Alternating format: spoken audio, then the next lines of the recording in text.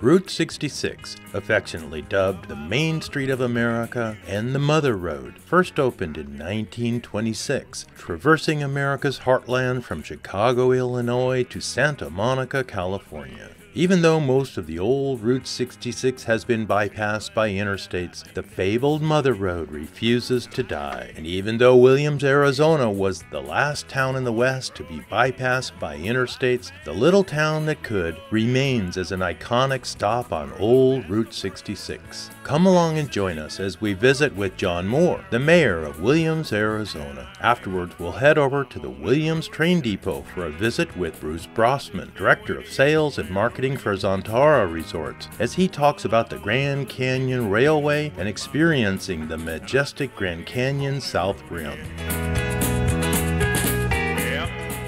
John Moore, the mayor of the city of Williams. Hi, John, how are you? I'm good. I'm glad to have you here. It's a great day and a great town, isn't it? Tell us a little bit about what you're most proud of and why somebody should come to Williams. Oh, I'm proud of Williams for a lot of reasons. I like to call it the small town with a big heart. We've got a lot of great people who live here, a lot of great people who serve the visitors here. It's a place you can come, kick back and relax and enjoy yourself, whether you want to have a nice steak dinner or hamburger and french fries at Twisters or Cruisers or just anything you want to do. It's here, the way life used to be. And how long have you been here? I've been here 25 years. And what brought you here? I originally came to Williams as police chief in 1985, and when I retired as a police chief, I liked it so well I just stayed. Tell us about the connection with the Grand Canyon Railway. Grand Canyon Railway is a great place. It's a fun trip to the Grand Canyon. Leaves here about 9:30 every morning and 7 days a week, 362 days a year, something like that. It's a part of the town. It's part of the town's history. It's part of the Grand Canyon and the Grand Canyon history. Get on the train and step back in time and might even get robbed by a train robber. I understand. I remember last time I was here, they were just starting the Polar Express, and I understand that's a phenomenally successful draw in the wintertime. Polar Express is unbelievable. It follows the book Polar Express. We started it, I think, this next year will be our 10th year. We will haul probably a couple 100,000. It's just amazing at the number of people that come here from all over, out in your area actually, out in California and that part of the country to ride the Polar Express. It's a neat trip. We add to it, change it a little bit each year to make it a little bit different for our regular people. Well, we've got some families that have never missed a trip on the Polar Express. They've been here year after year. I remember the first time we ever took the Polar Express. I think we had an engine and 3 cars, and those 3 cars wasn't full, but it didn't take long till it grew and grew. Now we pull, I think it's 16 cars and go twice a night. So it's great for the families that come, it's great for the town of Williams, and it's great for the Grand Canyon and the Grand Canyon Railway. I imagine, especially at that time of year, because kind of a slow tourist time without that.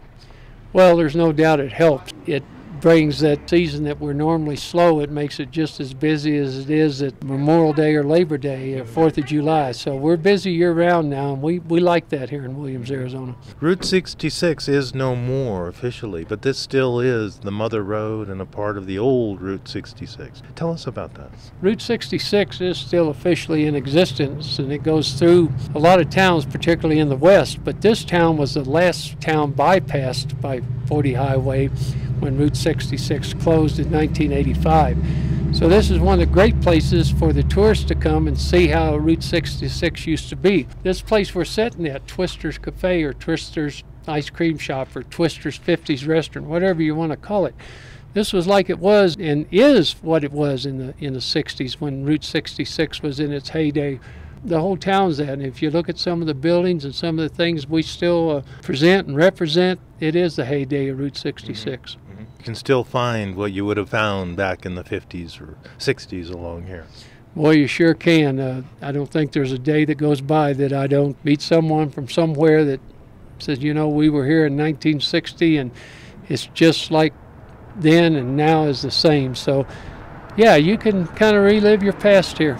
For further information, website? Go to the Chamber website, Williams, Arizona, and you can link and look at almost anything we got going here. Thank you, John Moore, the mayor of the city of Williams, Arizona. It's been great. Thank you for coming, and I'd like to invite all your listeners to come. And, you know, usually at least 6 days and sometimes 7 days a week, or at least in the evenings through the warm season. You can see me on the street, and you stop and tell me hello. You'll see me around, and I appreciate that. And let me know that you heard it on this radio station, NPR. Thank you. All right. Thank you, John. This is your host, Tom Wilmer, reporting from Williams, Arizona.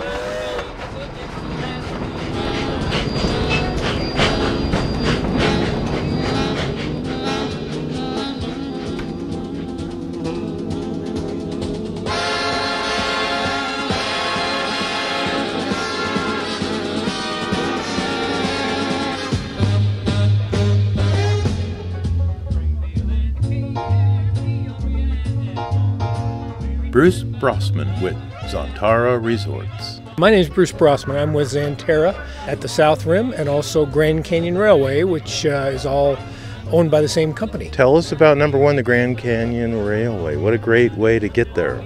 Well, the Grand Canyon Railway has been taking passengers to the Grand Canyon since 1901, when it was built as a spur line by the Santa Fe Railway. In 1905, El Tovar Hotel was constructed, and it was operated by the Fred Harvey Company, which was already a partner with the Santa Fe Railway and many other towns. It prospered through the early 1900s as it put the stagecoaches out of business, and it was the easiest way and most comfortable way to get to and the cheapest way to get to the Grand Canyon.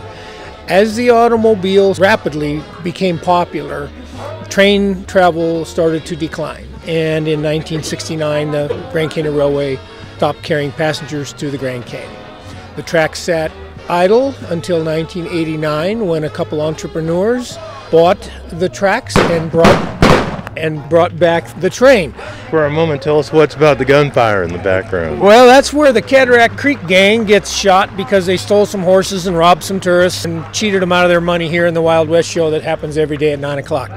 It's about a 15-minute show, and you get to know the marshal and the characters. The marshal will ride the train today, and you'll get to know him even better. On the southbound trip, the train will be robbed by the same group that miraculously comes back to life after the sheriff shoots them, and they'll board the train from horseback, and the marshal will chase them through the train, and eventually, of course, they run out of train and they're captured and everybody's safe again. Let's talk a little bit about once you get there, at the other end of the line. The end of the Grand Canyon Railway is at the second depot that was built at the South Rim. It was built in 1910. It's the oldest log structure still being used as a depot today, an active depot. You're probably 300 yards from the South Rim of the Grand Canyon. You get a brief glimpse of it from the train, and then as you get off the train, you have a brief walk up some steep stairs. We do have a handicapped disabled shuttle for people who are having mobility issues, maybe not feeling very well. We're at 7,000 feet, so sometimes that can affect people from lower elevations. We do have a lot of people with various handicaps and accessibility challenges. We can lift them up into the train on wheelchairs in coach class and first class. Once you get there is a shuttle that will take you there, and the first thing you see is El Tovar, built in 1905 and managed by the Fred Harvey Company. It is still one of the most famous hotels in the national parks. It was one of the fanciest hotels in 1905 when it had water, telephones, and very fine dining, which is what the Fred Harvey Company was known for. So you could dine on oysters and Roquefort cheese and steak and all kinds of fancy food, partly because the train would bring in all that food. The water was also brought in on the train until well into the 40s and 50s. So the train really did develop the South Rim, and the Santa Fe money developed the South Rim. You'll see the Hopi House right across the street from El Tovar, built by Mary Coulter. It was built as a gift shop. People came from the East Coast, so they were on extended trips. So they needed things for these people to do because they were going to stay 4 and 5 days. So there were carriage rides, and there were restaurants, of course. They built the Hopi House as a living gift shop in a sense that the Hopi Indians actually lived there, and they would come down and make their wares, their pots, their jewelry, and their rugs, and you could buy a souvenir right from the artist who made it.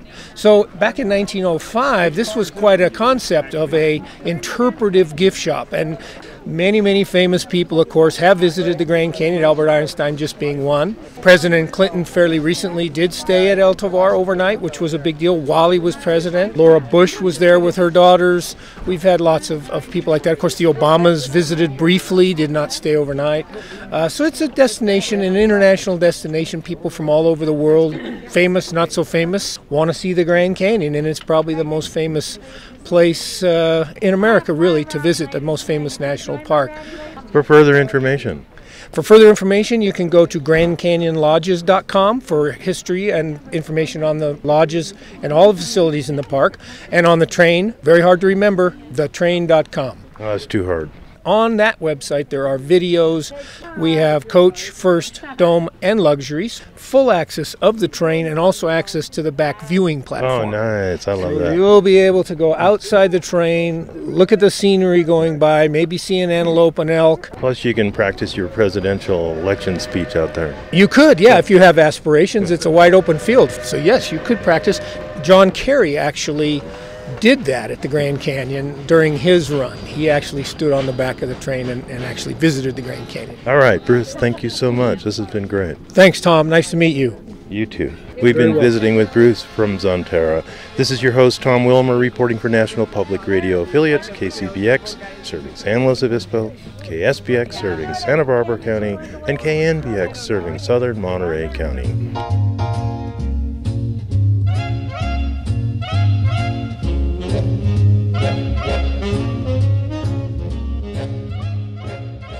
You've been listening to Audiolog, the award-winning travel show airing over these NPR affiliates for the past 21 years. If you'd like to listen to this show on the web or the rest of the series on experiencing Northern Arizona, the Hopis, and Navajo, log on to kcbx.org, click on Program Archives at the homepage, and then click on Audiolog, the travel show. I'm your host, travel correspondent Tom Wilmer.